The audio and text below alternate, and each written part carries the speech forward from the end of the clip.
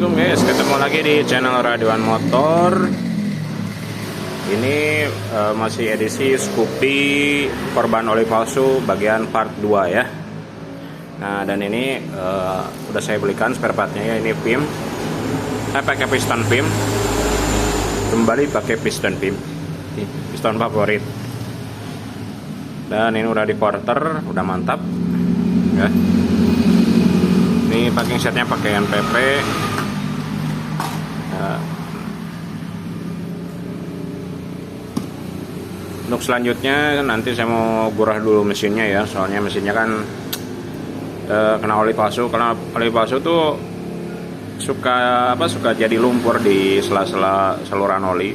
Kalau nggak digurah itu besar kemungkinan nanti si saluran olinya akan mampet lagi, dan itu akan membuat mesin gancet lagi kalau nggak digurah ya. Kita akan gurah dulu mesinnya. Rencana sih kita akan gurah pakai bensin. Setelah digurah pakai bensin, kita akan gurah lagi pakai oli bekas lah. Oli bekas digurah lagi supaya menghilangkan sisa-sisa bensin. Karena kalau ngegurah pakai bensin terus nanti nanti si bensinnya ketemu bagian sel karet di mesin, nanti si sel karet mesinnya bisa gampang rusak. Jadi mesti buru-buru digurah lagi pakai oli gitu. Oke. Ya teman-teman, sebelum digurah pakai bensin kita akan keluarin olinya dulu. Kita lihat ini olinya masih banyak apa enggak.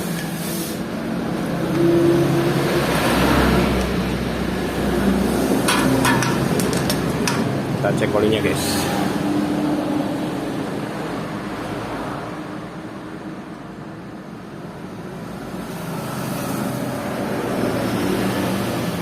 Oke, ini tinggal dikit ya. Ini 100 mili pun enggak nih.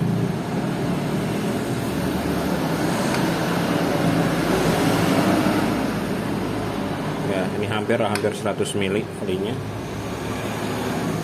Oke teman-teman semuanya, dan ini untuk flapnya ya udah di skir, udah dipasang kembali. Setelah seal flapnya juga udah dipasang, pernya udah, peletuknya udah, noken as juga udah ya. Untuk noken as ini alhamdulillah aman, nggak kena ya.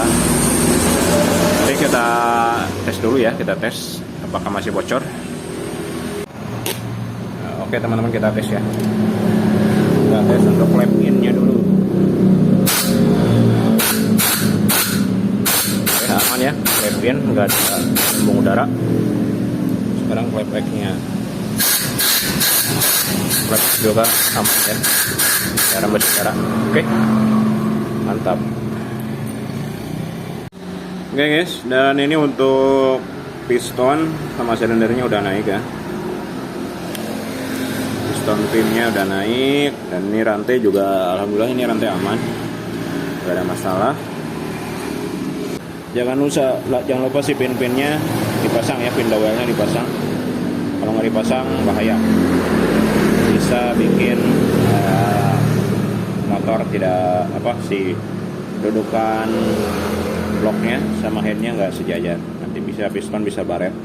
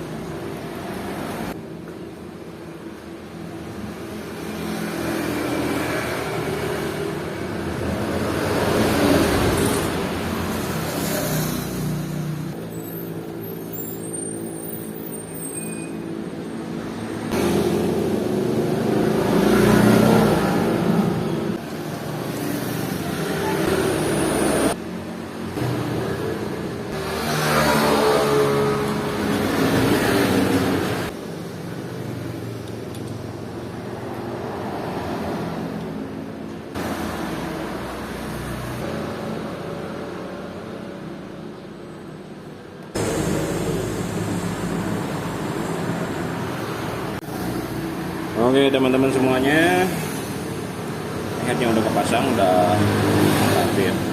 Nah ini untuk tensioner.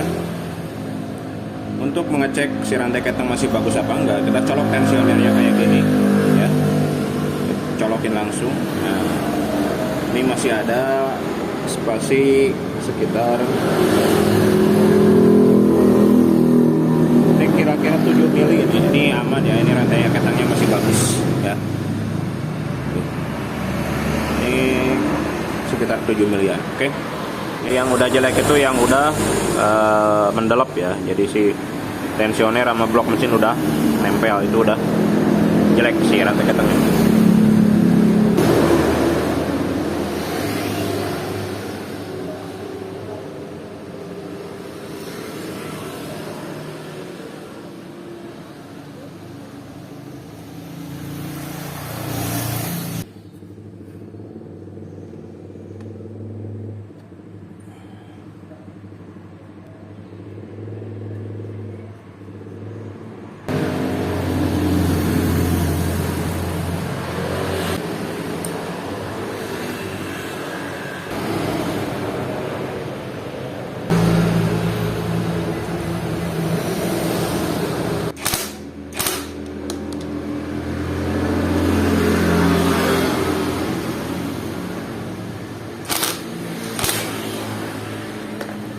Oke teman-teman, ini udah rapi. Ini tinggal nunggu ini sih, nunggu apa? Nunggu koper pendingin belum datang. Nyari di kota Tasik nggak ada. Nah, ada pun yang ori ya, yang ori kan mahal, 250.000 satu set.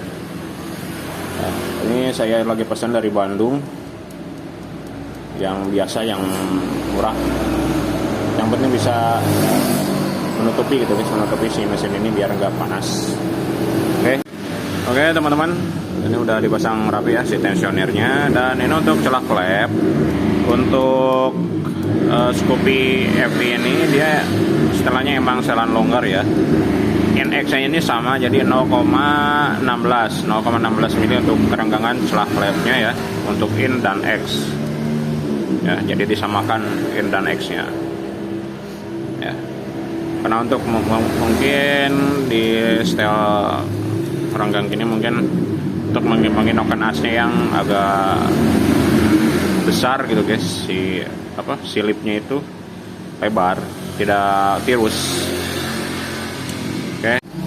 Oke teman-teman semua, sambil nunggu kopernya datang ya, koper pendinginnya datang, kita masukin dulu si olinya buat nanti kita tes apakah peredaran olinya lancar apa enggak. Nah ini dia oli andalan untuk Ryan Enduromatic. Olinya Valentino Rossi guys, jangan main-main sama oli ini.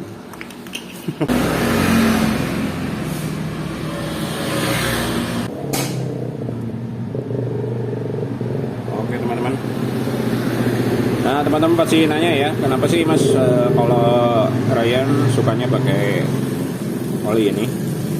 Ya tidak lain dan tidak bukan, oli ini pertama itu harganya murah guys ya, murah. Terus kemudian speknya ini full sintetik. Ini oli sintetik ini bagus buat membersihkan motor, membersihkan dalaman mesin motor maksudnya ya. Terus juga ini encer ya, encer, tapi memang dia titik didihnya di 30 derajat ya. Ini titik penguapannya nih, dia titik penguapannya emang rendah, jadi ini oli termasuk gampang yang oli ini termasuk oli yang gampang nguap. Tapi nggak apa-apa selama pendinginnya bagus ke mesin, nggak apa-apa. Tapi tidak disarankan untuk motor diesel yang udah lama ya, kurang disarankan. Tapi kalau misalkan motor dieselnya contoh Yamaha Prigo, itu kan diesel.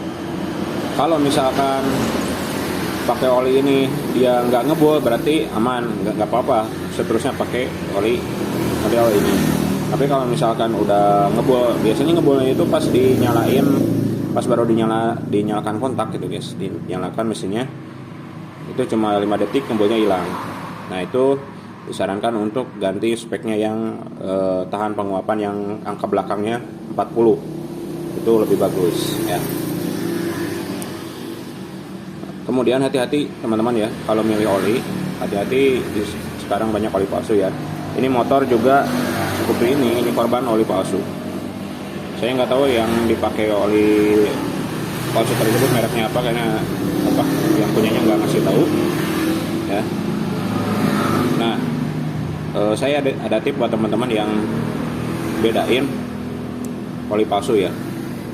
Pertama sih dari aroma ya. Kalau oli asli itu dia baunya bau oli gitu guys, bukan bau yang lain. Tapi kalau oli palsu itu agak nyengat, baunya itu agak nyengat, terus agak bau gimana ya?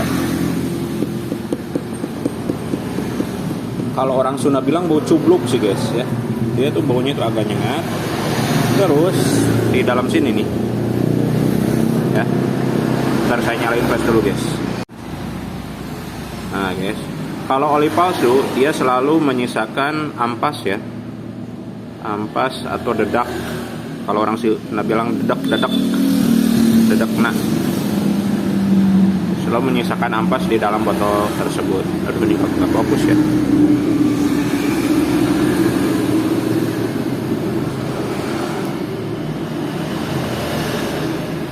Ya, selalu dan si ampasnya itu warna hitam ya.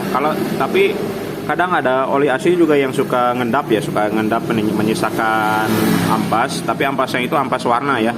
Kalau misalkan oli Federal Racing kan dia kuningnya agak kemerahan tuh. Nah, kalau yang asli kadang suka menyisakan ampas ya. Ampasnya itu warna merah. Nah, warna merah itu kemungkinan dari pewarna gitu, dari pewarna oli. Tapi itu nggak apa-apa.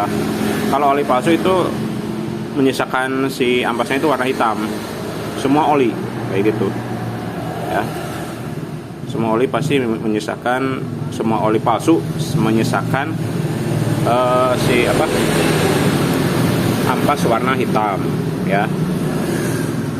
Yang paling sering menyisakan ampas itu misalkan nih oli asli kan juga sering menyisakan ampas, tapi ampasnya bukan hitam, ampasnya warna kuning.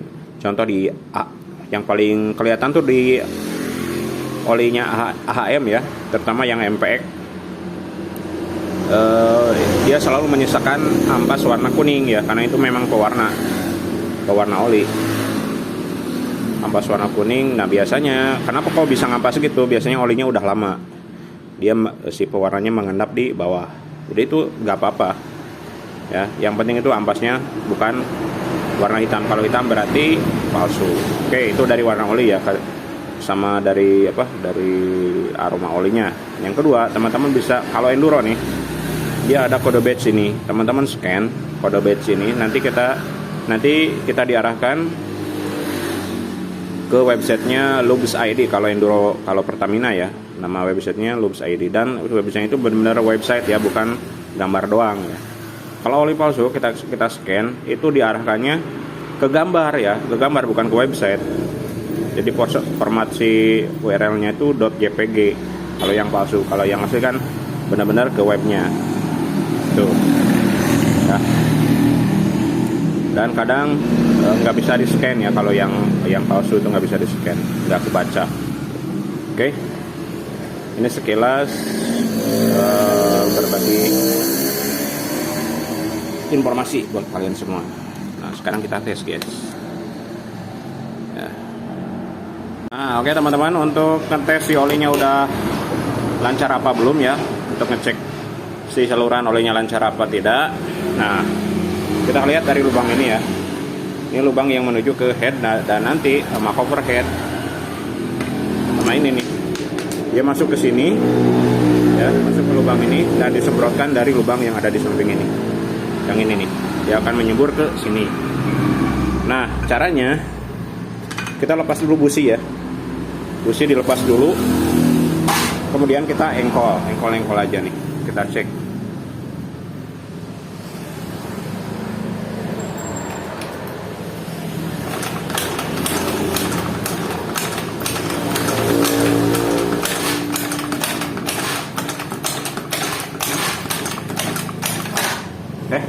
Itu teman-teman ya, olinya udah naik.